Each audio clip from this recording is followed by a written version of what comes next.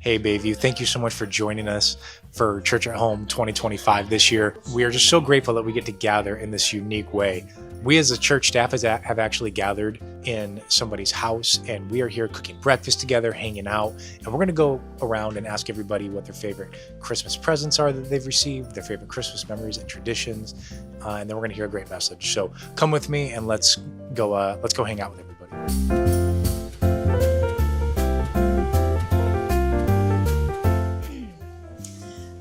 Anyone that knows me well knows that I love taking pictures, and so my favorite gift that I've ever received was a Canon camera that my sweet husband saved months to purchase for me.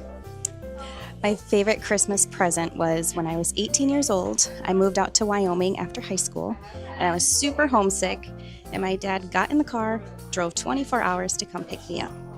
It was the best gift, and we got to spend a few days together. My favorite Christmas gift was something that my husband got me when we were still dating. There was this perfume that I really liked, but the company stopped selling it. And so he had to find it from a reseller.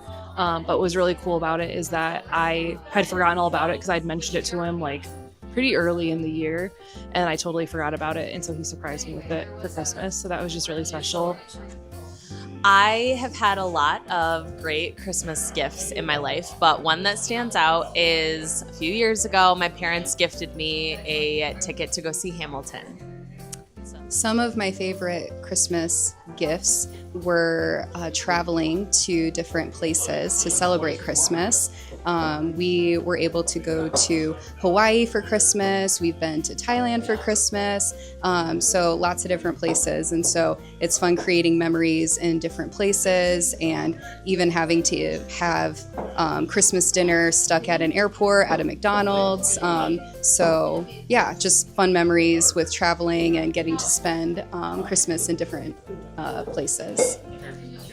My favorite Christmas gift was when I was in middle school. My parents surprised me with a trip to Florida. And then when I got to Florida, my grandparents surprised me with a trip to Disney World.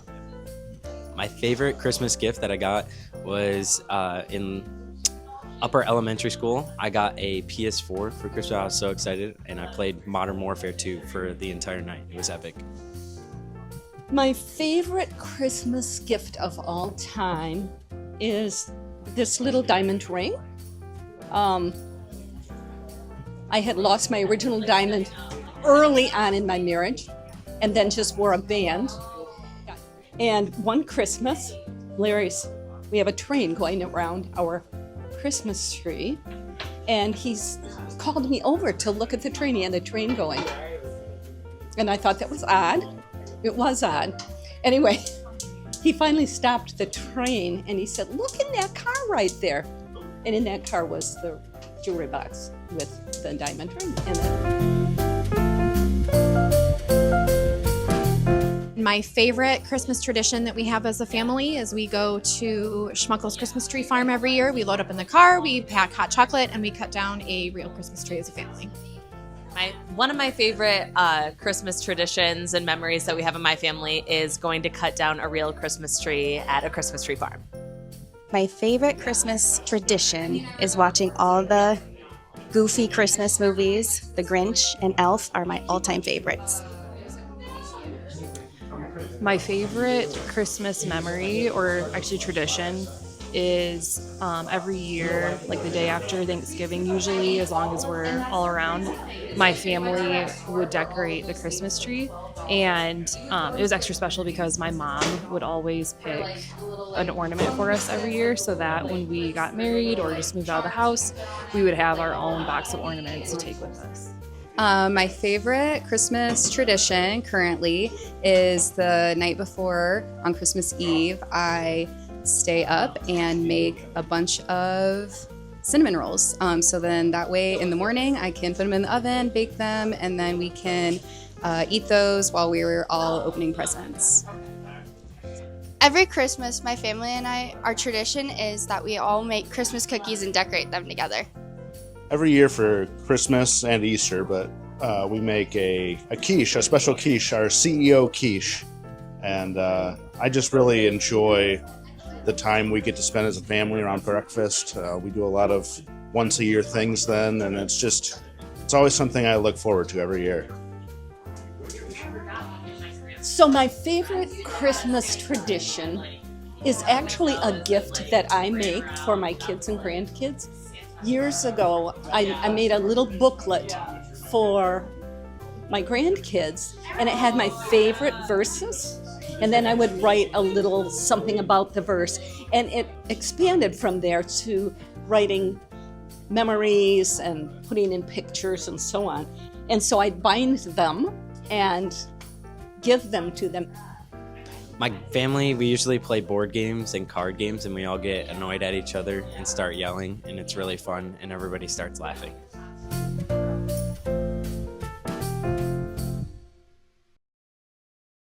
Well, guys, here we sit, and you're already laughing. Dude, I can't help laughing with you guys. No, maybe you're just tired. I mean, we just came off a really, really busy stretch with all the holiday stuff and live nativity, Christmas Eve services, just seeing a lot of incredible times and moments, and then just time with our families too.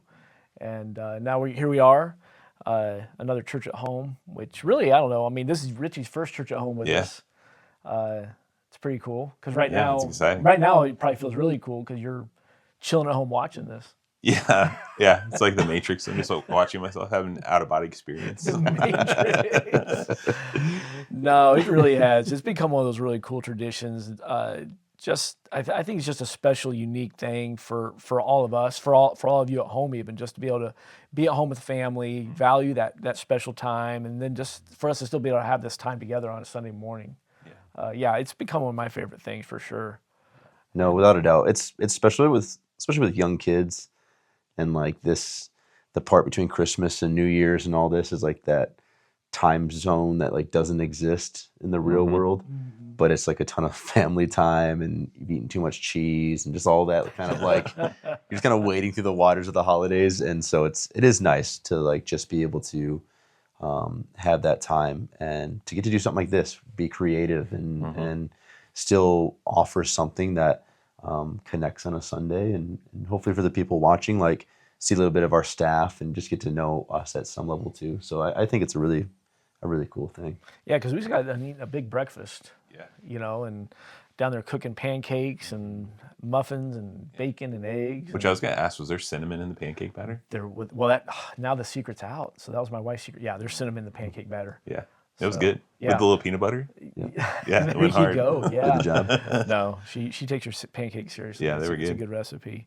Yeah, so I don't know. Now we can kind of wrap up the morning a little bit here just together, and we just thought it'd be cool to sit down together with all of you. And kind of the theme we've been going through this whole December is with us, God with us, and these intimate moments. The way that God moved towards us as His people, as His children, and I just don't think that's something we can ever not return to focus on, is make sure we see that it wasn't this distant God who waiting for His people to earn His affection and waiting for His people to do something to garner His attention, but that He loves us so much. He moves to us. And the last week when we were live together, we talked about that gift of Jesus. He moved to us, and the three of us had a chance to kind of break that down a little bit. And that's kind of been what we've been talking about a lot about today, around the kitchen, around the eating together, just talking about those gifts and even gifts and traditions, like, some of our favorite things. I know we didn't get the chance to share. I know for me, one of the fun traditions that it's now laid to rest because my kids are grown, but when our kids were all little, we would all gather together each Christmas at my parents' house. And my dad would dress up as Santa Claus every Christmas morning, and he'd go to wake up all the kids. And it was always very entertaining because it was an absolute terrorizing experience for the children. like it took a while before it was like happy times. I think it was when finally one of the older ones realized it was Poppy and everybody calmed down. But those first few years, it was like the eruption of cries and So intruder alert. it was I'm really glad you guys stuck with it. Oh, we did, Just dude. fought through those Yeah. years. Yeah, we did. We kept pushing it. Well, I think for the parents, it was more like, watch how bad this is going to be. So I don't know. We had those, yeah. And, a lot of other traditions, games. And my family's super competitive, so we get serious into some games. And there's usually more tears then too. But yeah, so I don't know. That was always something fun for us. Yeah.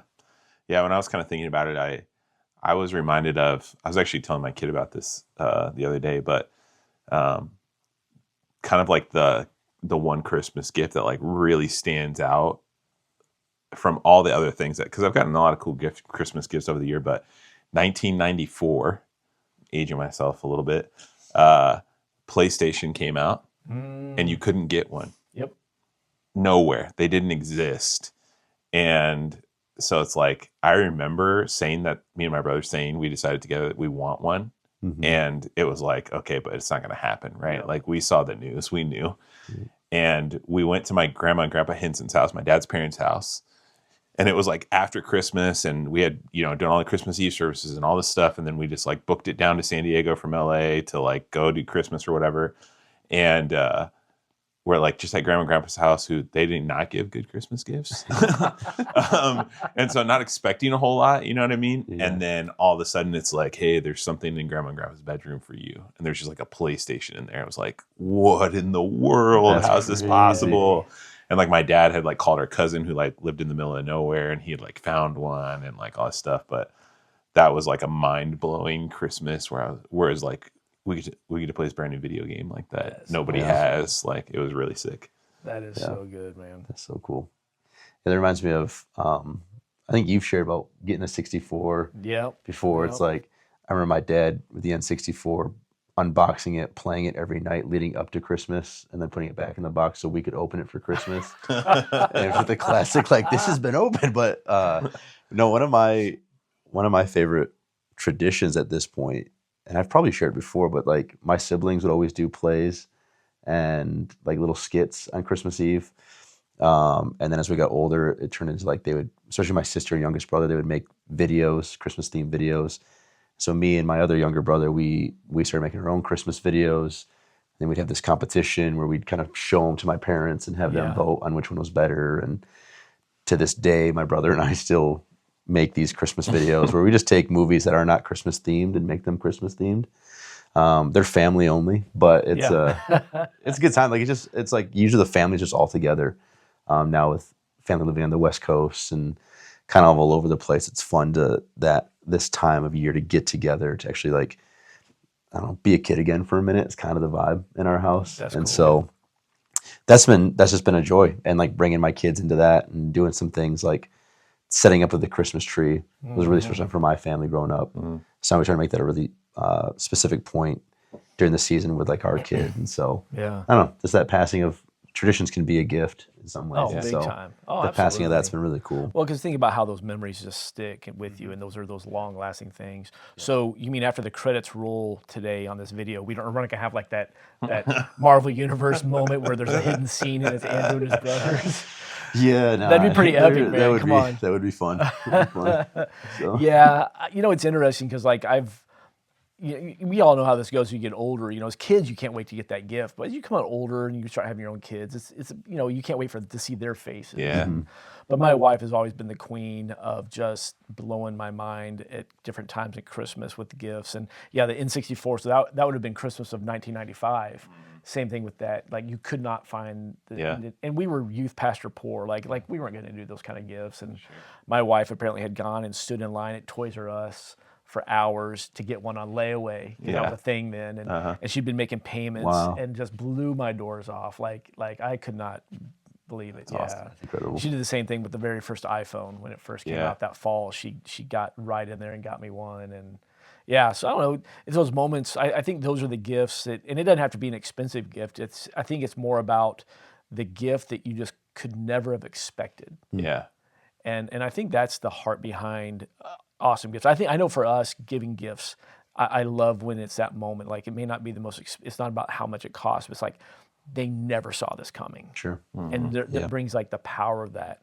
And I think that's why it's so good in church for us to always kind of reflect on and recognize this gift that God gave us of sending His Son to earth in order to redeem us and bring us back. I mean, if we've got to put it in that category. It's a gift that should continually leave us in that awestruck moment of like, are you kidding me? Like, we never should have expected this. We never, this is way more than we deserve.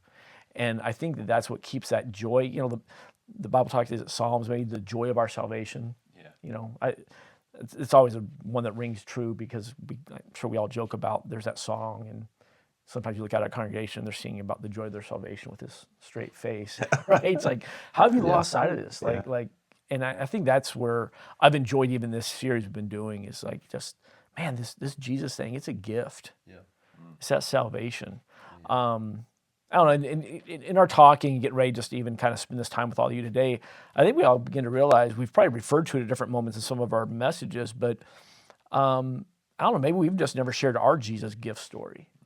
You know, how did that play out? So, I mean, I don't know. Give us the 3-4 minute version. Like, what's your Jesus story? We all share some similar traits. We're all pastors' kids. We all grew up teething on the church and knowing how all this goes. But what's your Jesus story, Richie? Yeah, I think for me, it was like, growing up in the church, always there, every time the doors were open. Hearing all the stories, like I knew all the Bible stories by the time I was like in high school, you know, but kind of in a place in my life where I was two separate people. There was a version of me that showed up to church that everyone thought was this good kid, and I was mild mannered, and I always, you know, tried to do the right thing. And, you know, like I would sing when we sang, and I would help do whatever. I would serve, I would do all the things. But then it was kind of like the moment I got to school, it was like, okay, now I'm going to do all this stuff. I'm going to be the way I wish I could be in real life. And it was like, you know, just getting caught up in like stupid high school behavior, just like being dumb and being mean and angry and frustrated about so many things in my life and in the world in general.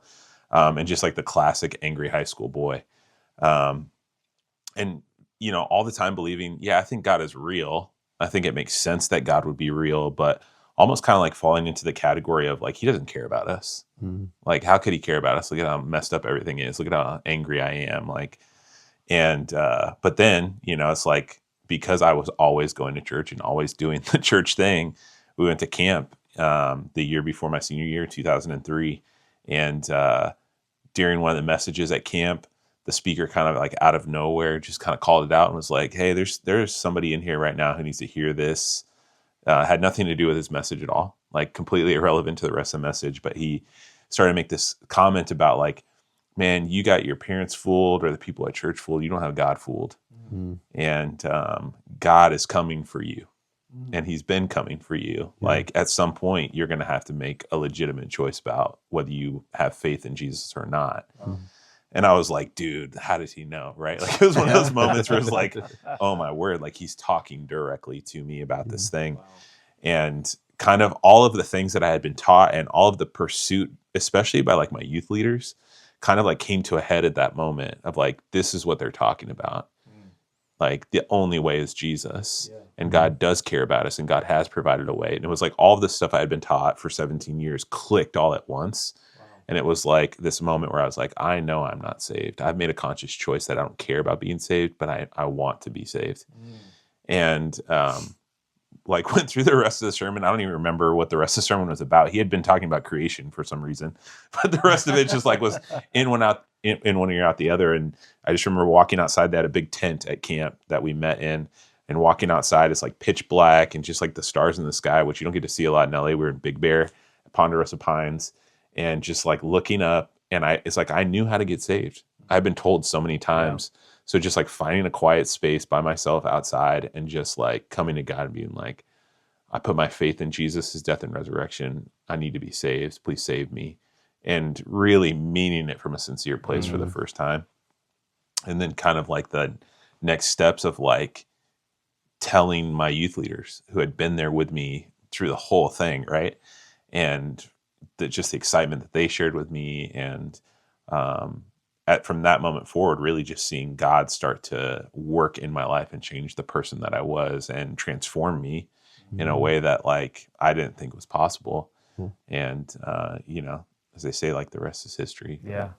That's crazy. That's so good. It's funny you said Ponderosa Pines. I have not heard that in so long. Yeah. Because I grew up going there too. Yeah, it's still there, man. Still going strong. Amazing. My I guess she's my second cousin. She works there every summer as a counselor. Really? Yeah. That's a blast from the past. You said that, I'm like, Ponderosa Pines, no way. Yeah, director, I think it was Dan. Dan was the director at the time, but yeah, grew up going there, man. Even when I was a kid, my dad would take youth groups there and I'd be there with him. Yeah, that's so funny. Yeah. Yeah, because it's weird, here we are sitting in northern Michigan and you and I kind of grew up. Yeah, like in the within same place, a couple hours basically. of each other. Yeah, weird. So, what about you? What about you, Andrew? I feel like similar for me as I think through my walk, like being a pastor's kid, especially with my dad being like a youth pastor specifically, like church was always, even though I was always there, it was always fun. Like I remember going to camps. I remember going to like all this stuff as like a child and just watching the big kids like just be crazy. And my dad was the guy leading it, right? And so it's like, even at the age of 6, as Miss Linda Danaski in her Sunday schools, like is walking me through the salvation message. And I can think back and being like, okay, yeah, like I'm good with this. Like this, I'm tracking. And then just similarly, it's like just kind of doing the thing because I was at the thing. Yeah. Like it's really how it felt. And like I resonate with people who are like, I've always been in church. Like that was just such like a normal thought I had of just like, this is just what I do. It's what my family does. Like, yep, I'm good. Like just very, I wouldn't question whether or not I was saved. It was just very like, whatever, it's just part of who I am. And it wasn't until I was about 16 where I was really wrestling with it because I struggled with feeling like maybe ministry was like this, all of this was supposed to be more important. Yeah. Feeling maybe ministry was supposed to be something I was supposed to do. But I really struggle with, I'm just doing it because my dad, right? I'm just like, I'm always around it. So like, this is all I know. So of course I would do it. Yeah. But anytime I would think that, or different conversations I would have with mentors or leaders in my life, there was always like this second level of like, no, that's not the case. And so really it was a conversation with my dad at a camp, like retreat that I was pretty specific with our worship, our youth director, that I didn't want my dad showing up to things because he was the pastor. I'm like, no, like when I'm at these things, I want to just be me. Yeah. Dad's not welcome here. And he said, whatever, and just showed up at this event that I was like actually really wrestling with, wearing the mask and like just very like going through the motions. And so him and I had a sit down conversation where I was just kind of like, Dad, I've put my faith in Jesus. Like I know this, but I want to do more. Like I feel there's more to this, but I'm not going to do it because you want me to do it. And him just being like, I don't care what you do. Go be an astronaut. Go serve coffee. Like just go do your thing. Like as long as you're following Jesus. He's like, we love you. We're proud of you. Like we're good. I was like, well, I feel like I'm supposed to go into ministry. He goes, go into ministry. And it was just like that, like this back and forth. I might have yelled a little bit of just like a true wrestling is what it felt like. And in that moment, I always would equate it to like I was yelling at my dad, but I really felt like I was wrestling with God in some ways of like, I don't want to do this because I know the cost. Like I've seen the cost. I'm old enough now to recognize like situations my family had been in and conversations like life that had, in the church had beaten down my family. Like I'd seen enough of that. Right. There's going to be things I have to get rid of in my life. Like just like that whole battle. And so basically essentially felt like wrestling with my dad in that moment was just like the outward expression of me wrestling with God. Sure. And it really was like that jumping off point of like, okay, I'm going to take this serious. Like I'm going to really pursue this and like have this be not just something, again, that I know because I'm just here, but actually something I'm pursuing. And I think as we've talked about this idea of gifts and receiving, it's like, it is when you step back, for me at least, it was like when I really thought through like the gift of salvation, like you were saying, it means so much when you know the cost or like the thought process behind it. I'm like, how great of cost or thought process did God have to be like, I'm going to send you my son who's going to offer you the greatest gift ever through the greatest sacrifice ever made. Like that piece, when you start to really put that together, you're like, oh yeah, this ain't just something to kind of go through the motions for. Yeah. And so that for me, like, again, I think I have the typical younger, let me do it. I think that's the beauty of children's church and the blessing of Sunday school teachers and children's teachers. But it really was that 16-year, where I could really kind of sit back and be like, okay, what is this, and take it serious. And I'm really grateful for that time and that conversation, my dad's humility to let me be vulnerable with him, but also to like then have that support on the back end and to really pursue it. That is so good. Yeah, I think all of us probably have that similar version of the same story, and any kid I think that grows up in a Christian home, and particularly even those that are pastors' kids. We grew up, we watched mom and dad live it out. We know all the stories. We've been ingrained. We're at church anytime the doors are open, so it's something we're just around all the time. And I think at some point we all have to take this journey to identify, and I think you said make your faith your own. Like, yeah, is this something I believe because I believe it, or is it just I'm believing because mom and dad have always told me to believe it? And that's an important journey for every individual to take. And I think I was, same kind of similar story a little bit, probably a lot like you, Richie, of like the outside always looked really, really good. I remember when I asked Jesus in my life, and I believe this, this is when I was saved. I was 8 or 9 years old, and it was another speaker that was preaching like a revival thing at our church, and something about his message. I remember going to the altar, and I remember, really saying, no, I'm asking Jesus in my life. And so, yeah, I mean, I got saved at that moment. But then after that, and I don't know, I knew better, but I probably was fooling myself. It almost became like this journey of, all right, I'm saved. Now I can do what I want. The goal was just don't get caught. And if I'm not getting caught, then we're good. If mom and dad don't know, we're good. And if all youth pastors don't know, we're good. And of course, God knows, right? And but I lived that way for a long time. And there would be seasons through high school where I think I would kind of come a little closer to him and really try to kind of live for him more. And then large seasons where I really was just a completely different person, two identities. Somebody different, out with my friends or on the weekends. For me, it was really it was really a moment about, when will you finally just surrender? When will you quit fighting with me? And like kind of like you, and I felt like God and I were in this battle, but he was so patient. And it was not until my freshman year of college, kind of right between the two semesters. And I was at a party. I've been to a lot of parties before, doing the things you do at parties. Done that a lot before. And there's something about that night, and I don't remember the specifics all the way around, but there's something about the night, something in my heart just said, I think I'm done with this. I don't think this is what this is what my heart's longing for. And I remember that night in some way, shape, or form kind of saying, all right, God, I'm done. I'm walking away from this life. I'm surrendering to you. And it was not until the next morning where I think I kind of had this realization that, oh, this is real. Because I remember going into the bathroom and looking in the mirror. And I remember the bathroom, remember the sink, everything. And I just remember looking in the mirror and no, I am I'm surrendering everything to you, Lord. I'm yours. And it was that incredible turning moment for me where I walked away from all of that. And that was the first time I experienced what it means to just be fully given to him. And to give him my life. I was saved, and so it's like, all right, so check the box of forgiven and sins off the list, you're not condemned, all that.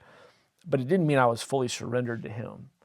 And so for me, that's where God began to really reveal his plan for my life. And it was later after that I felt called to ministry, and it was a very confusing time for me. Not that I was against it, because I watched how tough it was on my mom and dad, and I know that there's a lot of mountaintop moments. There's a lot of pain in ministry, a lot of hurt, a lot of arrows that come your way. But I still think back to that moment. I can put myself back in that bathroom on a regular basis and just looking in that mirror, being like, all right, I'm yours.